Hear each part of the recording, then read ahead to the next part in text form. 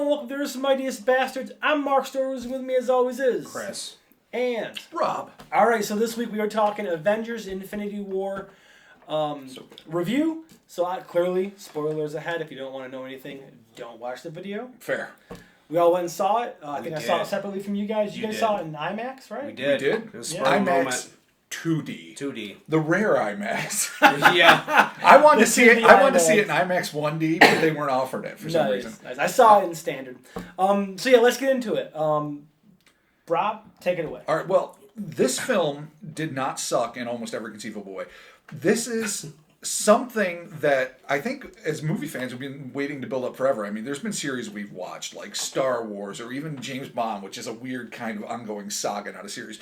This is the first time where you have essentially 20 fucking movies all slowly and incrementally building up to one giant crescendo where different, essentially franchises like Guardians of the Galaxy and Thor and Captain America are colliding together in one movie to fight a mega villain. This is something unprecedented, I think, in film history, much less blockbuster This is 10 film years history. of a constant world building, Yeah. same universe. Never before seen. Yeah. Totally. And they did it as flawlessly as I think you possibly could. I don't know what you could have done better. Yeah. I can't. No, in terms of doing. All right, first off, here's the first problem. Let's deal with what they could have been the pitfalls. When you have franchise heroes, people that are in their individual film series and stars either as groups or individuals, you worry about someone getting the short shrift. You worry about somebody getting a little too much screen time. Perfect. Guardians of the Galaxy. The scene when they discover Thor. The comedy in that alone was as golden as anything in the first two movies. Pirate Angel, right? Is that what Pirate you call him? Angel. Pirate Angel. Yeah. Only That's pretty good. So good. Oh, it was just flawless. And so you get all of these individuals coming together to fight this massive fucking threat. Everyone gets to deliver the goods. Spidey, everybody. And then the one thing I was a little worried about coming in, because I knew the Russo brothers were solid. Yeah. They've proven themselves. They had a great track record. I was worried Thanos might be a little cardboard. He might, he's coming in, he's big, he's got a big fucking blue scrotal chin, and it's going to be like, all right, so he's just going to be really tough and want the stones. Just a beady villain who just crushes people. Yeah. But what do we get? They made him a character. Fully dimensional character that you actually are kind of empathetic with from time to time. What's kind of cool too is it's a Thanos. It's Thanos' movie. Oh yeah, Like everything. He's the star of the he's film, star of the hands movie, down. Yeah.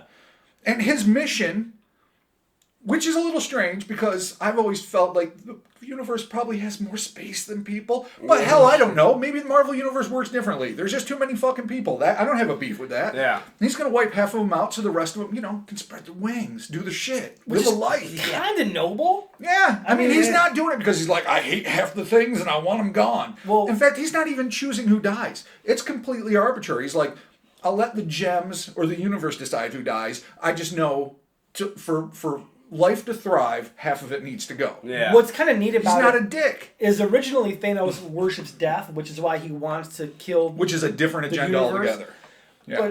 But in this one, instead of worshiping death, he's just trying to make it better. He's trying to make the entire universe better by thinning the herd, which is kind of fucked up. It is fucked up. Super fucked up. Well, But it's not what's like a universal- Stalin-y. No, but it is a universal sort of genocide. Oh yeah. Well, yeah. But you know what? All he wants He to has, do he has reasons for doing it, which just are wants- not really like. so he can go to his farm Terrible. and watch a sunset and gently smile at the horizon. Sort That's of, why. sort of. Sort of. So I mean, I like again. This is Thanos, in my opinion. This is Thanos' movie. I agree. He's becoming clearly one of my favorite Marvel characters now because He's the strongest He's villain. developed, He's just and they give you so reasons good. for it. They don't just show you something like there's exposition as to why this is going on. I like his as a character. His motivation is awesome. Is well established. And like you said, and, like, you're empathetic with him because you're like, well, I kind of see it. And you haven't seen it yet. It's he wrong, had, but I get it. like silent cameos and I'll do it myself type things. He didn't have any character development before this film. So this film had to do all that work, plus include all of these heroes that we know so well and want to see, have their legacy fulfilled. Yeah, totally. And it managed to do all of that. And I'm going to throw something out there that's unnecessary and will probably piss off some people. Take some notes, DC. Seriously, not one of your villains has come even 1/10 of the way to the development that Thanos had in this. Yeah. Not 1/10, much less Red Skull, but I mean, Thanos. Ares is kind of cool. you keep telling yourself that, Mark. Steppenwolf was cool. All right, so these are different subjects for different times. The fact is, that was amazing. So those are the two things that I was worried about. I was worried about characters not getting their due. I was worried about Thanos not being as awesome as he could be. I was instantly satisfied. It was flushed by out. both. It was good. I think they've elevated the special effects. I mean, as if it's possible. It's already the greatest franchise in terms of special effects ever. I thought maybe I'm making this up. I thought I read that this movie cost between 300 and 400 million. That wouldn't surprise me and at all. it completely makes sense. That's a lot of money, but yeah. It's just I can't even. You're just watching, going, oh my god! Every moment, what is happening? Yeah, even in IMAX 2D. And they don't. It was amazing. They don't screw you out of important interactions and dialogue. No. They give you what you need to know. Wasted scenes. One of my favorite moments was something that I never even expected to see. I never saw it coming. Was the douche-off between the two most egotistical characters established in the Marvel Universe, Doctor Strange and Tony Stark. Yeah. I didn't even think they'd have time for that. With probably the sweetest and most vulnerable character, Peter Parker. Yeah. And the three of them on that ship, and it was just... Cool. It was amazing. And it started right when they got into the sanctuary. Right. Yeah. Right. Yeah. It was great. Immediately started. But to be honest, Tony Stark really started that. Like Doctor Strange just had to be like, don't go there, because right. And he was right too when he's eventually saying, "I'm going to kill you guys to save the universe." You get that, right? And then Stark still has to outsnark him like, "I'm glad that you showed your humanity." That's totally what Tony would do. Even though he's totally wrong. Yeah. But very often, and that's the beautiful thing about the vulnerability of Tony Stark, while they never went with the raging, self-destructive alcoholism, except a touch in Iron Man 2. Yeah, a little bit. He has an Achilles heel. His reach over exceeds, or his grasp, I guess, in almost every film. Absolutely. He manages to pull it off, but he's a fuck-up. He shouldn't be a superhero. He doesn't even have the powers. He just built himself powers. But that's what makes him so amazing and so distinctly Marvel. Yeah, absolutely. The intrinsic flaws in characters have always, that's what makes Batman arguably the greatest DC hero, and that's what makes the Marvel heroes so phenomenal. They're people first, super-powered entities second. Yeah. The way that they brought everything together, and what's kind of cool is how the movie started. It started off real quick. You get a distress signal. You get the rest of the Asgardians kind of like decimated by just Thanos is there. Yeah. And it kicks him and off. his whole crew. It just starts off with him just destroying the Asgardian ship. Yeah. Fighting the Hulk. Hulk gets fucked up. Yeah. Which is amazing. Which is great to see the Hulk fight Thanos. I mean, you're just watching. But it's kind of cool because it set the pacing for the whole movie, just that first scene with Thanos and the Asgardians, where it just kicks in and it doesn't stop. And it's just a constant, and like I said, there aren't any wasted scenes. No. Everything makes sense, and everything, it all ties in together, obviously, as far as continuity-wise. But there's nothing that just a weird offshoot where you're like, why did they have that weird scene? Everything was so paced so well. Really are splitting hair. You really have to nitpick this. Yeah. The only thing I would say, and I know why they're doing this, is by the end, when Thanos snaps his fingers and people start disappearing, the only people left are pretty much the OG crew and Nebula and Rocket. Right. Yeah. Right. So and those people didn't get a lot. Cap really didn't get a lot of dialogue. And neither did Black Widow. Yeah. Neither did that crew. But this next movie is going to be them having to deal with the aftermath. Having to fix this. Yeah. So I think that's really why they got. Well, what? And I don't that's even. Why that's going. I don't know. Not a nitpick. That just doesn't affect anything. I don't think you can complain about that. Incredible. No, I'm not. I'm just saying that because what duped me was. I didn't even think to myself, and usually, I pride myself on knowing movies, and I've written films, granted, unproduced, but still, I understand structure, so I would think to myself, I'm like, okay, they're giving extra dialogue and scenes to these guys because I knew half the people were disappearing at the end. I've read the comics, I knew that was going to happen. Yeah. And I thought, all right, these people are being underused because they're going to exploit them in the next film.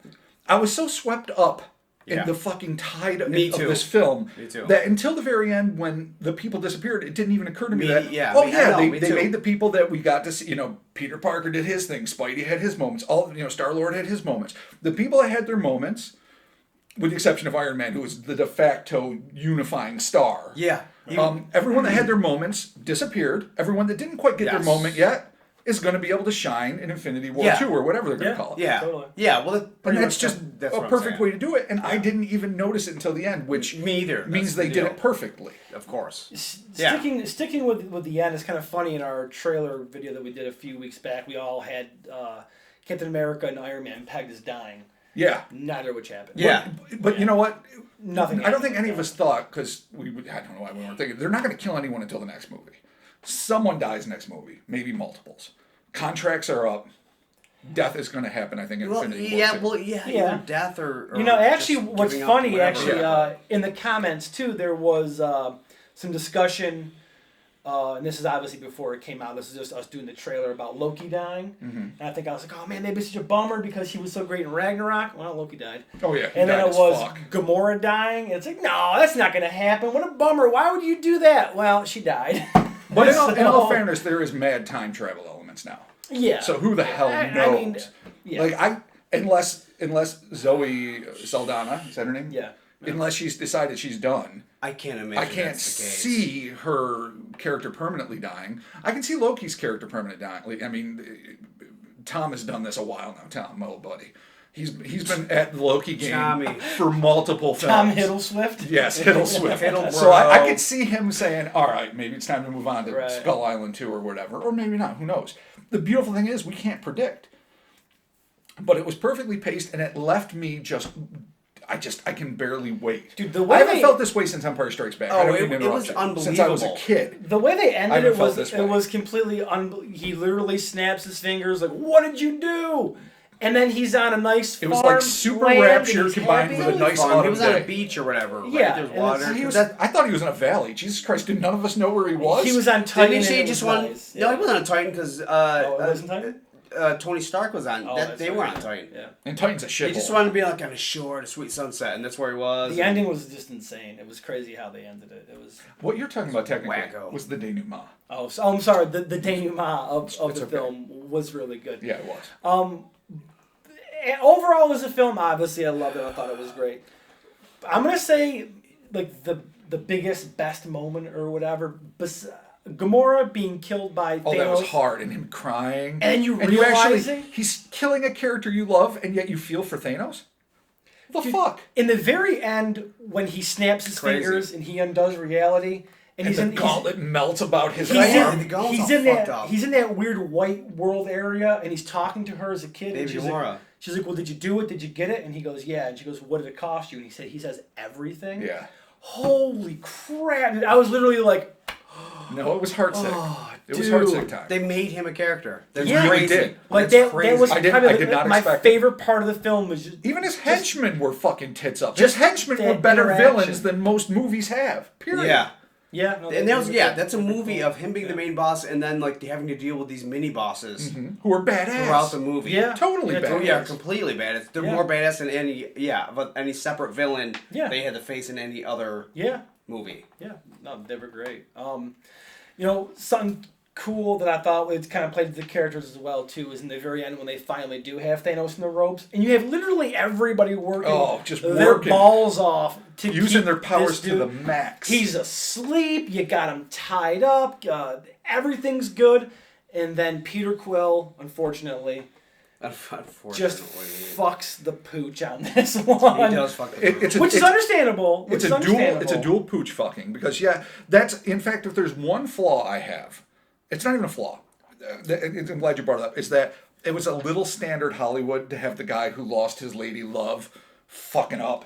No, I can't believe you did this. How could you do it? It wasn't. Listen, it wasn't out of realm for the Star-Lord character at all. Peter Quill would do this. Yeah, totally. It was totally within context of the character, so I don't call it a flaw. That was a little cheesy. But also, as Thanos himself called, Thor not going for the headshot was the double pooch screwing. Yeah, because had he got domed by Stormbreaker, well, Vision is dead. Yeah, forever. he says not just headshot. He could have gone for an arm shot. He says all you you had should to do was separate the. Yeah, you're right. He says you're right. You should have went for the head. Yeah. So like I said, you could have. There's nitpick. Those are nitpicks. But that having been said, and those aren't any flaws. It was the fucking Thoriest Thor that's ever happened. Once Thor cut Stormbreaker, and he ended up in Wakanda. We haven't even gone to Wakanda yet in our discussion. The shit he was doing was just the fantasy Thor I've had since I read the comics as Yeah. a kid. Like, just tearing through Yeah. shit. Yeah. Like, he was a god for the first time. Yeah. Never Yeah. be, and he's been a great character, and And I've we loved had, his evolution, but a god, I'm sorry. We had a surprise appearance by Peter Dinklage that I didn't know was going to happen. as the I Mega had no Dwarf. idea. Yeah, I had no idea. It Dude, was I had kinda no cool. idea How that you'd ironic was actually that? get to see the Forge. No, Yeah. I had no idea. The either. Mjolnir Forge, and they Yeah. did it. They did it. I know. The star, It was- the it was- super orbiting forge. It was such a so nerd, cool. such So a cool. nerd moment when Totally you're like, we're really gonna satisfying go nerd do moment. it, Yeah. and You're like, how they do you had to get restart superheroes? the fucking sun. yeah, it was, it and was some of cool. the coolest space shots. You're just like, Yeah, How's that this was- That's the other thing Possible. too. I mean, we besides being old school comic book fans, we're all old school sci-fi fans. Yeah. Period. No, So that's this definitely- worked on all levels. Like I've never Yeah. seen a better science fiction film. Remove the fucking superheroics. yeah. Just I the know. space shit alone. Yeah, totally. I mean, it was monumental. It was worth every penny they put because they put it all on the screen. Yeah. None of it was lining a Yeah. pocket. So real quick, let's do favorite moments in the film. I my mentioned God. mine. Good luck. Mine is definitely the whole interaction between after Thanos snaps and reality undoes itself. Him and Gamora, heartbreaking. What do you got? God, You know, I don't know if it's my favorite. I really don't know. I have so many favorite moments. I don't know. But early on, when Stark and Banner and Doctor Strange are interacting, and they're just starting, because it was almost like, I mean, it wasn't heavy duty like pre 9/11 shit, like the way the first Superman did, where it felt like you were watching terrorist footage. It was sort of like this shit's unfolding, and only Bruce Banner has a vague idea of what's happening. Yeah. And Doctor Strange and Tony Stark are like, the fuck is going on? And they run Yeah. outside of the Embassy of Wizardry or whatever the hell it is, and start seeing shit go down. Because that moment for me, as much as that is not like necessarily a monumental moment in the plot, made me feel like I was 7 again, sitting down for like an Indiana Jones film or a Star Dude, Wars I film. know. I was just a kid, a little tiny kid, not this big galoot, sitting in a seat just and it helped that it was an IMAX screen and we were pretty low. I'm just like, this is glory. Yeah. This is the glory of that was cinema. incredible. So that's my favorite. All right, Chris. I can't even. I don't even. I mean, there's a ton I of really don't good films. even but know. just- Like it's hilarious. Yes, it is. You can Right. claim though. I don't even know. But I've really, only seen All right, it well, once. let's stick with the heartbreaking and talk about the death of Peter Parker. But he didn't die. Well, he didn't die, but you know what I'm talking about. But he did. Tom Holland brought What? magnificent pathos to that moment. A yeah, that bummer. was tough. Yeah. A complete. I mean, you get this in like Yeah. Bucky Barnes, like what's going on? And all of a sudden, he's just he's like Everyone's leaves and leaves ashes. in or the wind. Yeah, whatever. I've been Resident Dust in Evil's the away wind. or Silent Yeah. Hills. Yeah. away. Silent Hills away, yeah. But Spider-Man is the one where you're like, Well, because he doesn't want to go. No, He's just a kid. It was he's kinda really like, slow. He's kind of like And you Iron know- Man's like de and facto Papa Stark. kid. Yeah. Papa Stark is not happy because that's his adopted. It's Yeah. his ward. And It's he's his like, protege. He's like, sir, I don't want to go. And- like, oh, and dude. not Not just that though. Like he's hugging him, and Yeah, he's just like, I'm not ready. yeah. But let's ignore the sad part. How awesome is it, I should say, that in this incarnation of the universe, I know I stopped reading the comics a long time ago, so maybe it's happened in the comic world too, that basically Spider-Man is Tony Stark's protege and he became Iron Spider. Those fucking spider legs yeah, that the came Iron out, Spider that suit. suit. Iron Spider's been around for a minute, but Again, yeah. it's new to me because I stopped reading that shit in the I didn't 90s. know they were gonna do the arms. That was back. I had so no idea. That boss. was really Like cool. when we saw that suit at the end of Spider-Man: Homecoming, I'm like, oh, I wanted him. I know he can't be an Avenger, but I wanted him to be. I wanted him to get that suit. I never thought he'd get that suit. Almost immediately, like within 3 minutes of meeting Peter Parker on the school bus and him getting out with his buddy there, which was a great scene, and getting up there and being thrown off the spaceship, he gets the Iron Spider suit. yeah. And There's I a couldn't believe million it. moments like that where all of a sudden something happens, like what, and then it happens. You're like, Oh my god! Oh, every 2 minutes, I'm like, that was no! one. Oh! He's like launch 17B, wherever. You're like, what? Yes. Yeah. And then it's that, and you're just like, oh, I hate you. I hate you, movie. Kind of like another cool I show. hate you, love you, I I hate know. you. Yeah. When we finally Exactly. get to the introduction of Cap, we get back to Wakanda. Which was a long time in coming. Yeah, yeah, And totally, awesome. And he's yeah. all scruffy. And, Yeah. and we went, That was Chris a and I clap went with moment. my niece, That was a clap who was an moment. 18-year-old girl. And not only that, fucking the audience that we were with spontaneously erupted in applause multiple No, times. same in the here, movie. yeah, same here. I've never seen that before. I've seen once or twice in my life where at the end of a movie people clapped, and I always thought, all right, you guys, they don't know, whatever, but it was fine. In this movie, like 3 or 4 times people are just randomly clapping, and I'm like, Yeah. yes, you're right. But my 18-year-old niece, when she saw Cap, gasped the way I suppose you only can when you've just become a woman, and you're like, oh my god, this is the prettiest thing I've ever seen, because now he's all scruffy and black and dangerous. Yeah, no, and it's Chris Evans beside, so yeah, in all that's fairness, the deal. But it was so good for even me. I'm seeing it, and I'm with her. I'm like, oh, he's so beautiful. It was cool to see so Cap. good. It was cool to see Cap come back. It was cool to see Oh, Black Wakanda. Cap. Come on. It was cool to see Wakanda get played into everything. Oh, and Black Panther. We haven't even touched that. It was yeah. he had a magnificent intro in Civil War. Yeah. And So then, good. they delivered in Black Panther, and then it's just a continuation of what is a magnificently established character. Unfortunately, though, he went the way of the Silent Hill Ash. And, but he had a lot of awesome things to do before then. Oh, you know. And his lead guard, I forget her name. Yeah, Michonne. She was, right, basically. She was awesome. And then to see fucking Banner wear the fucking Hulkbuster uniform. Yeah, he's in the Hulkbuster. How funny is that? And then just be like, yeah, I'm doing great. Boom. Because they established now there's a dialogue between Banner and Hulk. And Hulk's not coming out. Yeah. He's Oh, Hulk's I like, know. no, I'm not coming out. I don't want to play. Which is something we've talked about definitely outside of everything. Absolutely. We wanted that. Oh, yeah, it's this Interaction, tormented yeah. dialogue between Jekyll and Hyde. Absolutely. Yeah, we want the smart Hulk. We're looking for the Hulk with the glasses. Oh, the synthesis Hulk? Yeah. Yeah. How great would that be? Yeah, Totally. we want And the smart and Hulk. clearly the shot in the trailer that was like the money shot at the end where their Cap is running with Michonne, like you were saying, and wasn't Black Panther in that shot too though? Yeah. That's got to be from part 2. There's no way they excised that from 1. No, Black Panther was in Wakanda. No. No, I just mean that shot. That is just a trailer shot. That is not. Oh, yeah, yeah, maybe yeah, it's just a Yeah, magnificent because trailer there's the shot of Thor doing like lightning. I thought in maybe the they were forge, and sneaking he doesn't in. do that. I thought they were Yeah. sneaking No. in part 2 shots. I don't think maybe so. not though. No. Either way, I can't No. wait to see Hulk, because Hulk, he was only there in the beginning, got his ass kicked. Now he's like a petulant child, which is awesome. Yeah, Hulk's being a jerk and doesn't want to be Hulk. Yeah, He's he going to doesn't show wanna up in play. the next one. Yeah. Oh, totally. Yeah. Totally. So the next movie is going to be the OG, other than Nebula. So it's going to be the OG Avengers and Nebula and Rocket. Yeah. Yeah. that would I sound think cool. that's Like, it's going to be rough. the ultimate reunion tour. Yeah, totally. It really is. Totally.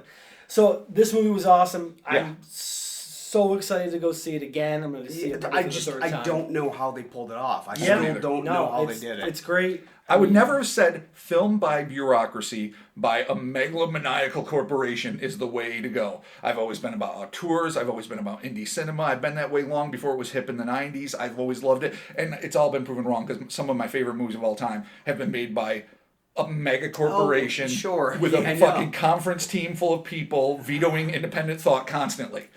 And so I'm wrong. Thank you, Disney. Clearly, Big Brother was right. Conform now and enjoy your life. There you go. All right, Take cool. your pills and sleep. There you have it. Any closing thoughts? It's amazeballs. It's a movie I've literally it's been. absurd. I mean, as much as I love like dark indie shit and horror, I've always loved like Spielbergian epics, and that's always been a great joy. That part of me, that childlike part of me that loves the big Star Wars type, Indiana Jones thing, it is fully satisfied. It really brought out the kid in me. It's one of the most magnificent experiences I've had in a theater, period. Yeah, it's unbelievable. And not only did it satisfy the big action part, but it really left me like emotionally pulled and tweaked in a way that rarely can a big movie do. Yeah. So this really delivers all the goods, and Awesome. it's fucking phenomenal. All right, cool. So there you have it. That is our take on the Avengers Infinity War. Be sure to leave your comments in the section below. Join the conversation down there. Upload the video, subscribe to the channel, and talk to you soon. Watch the movie. Watch it I'm gonna twice. see it again. I've only seen it once. For the third Wait, I time. gotta see it again? Yeah. I mean, because there's 1,000 things I missed, I'm sure. Yeah.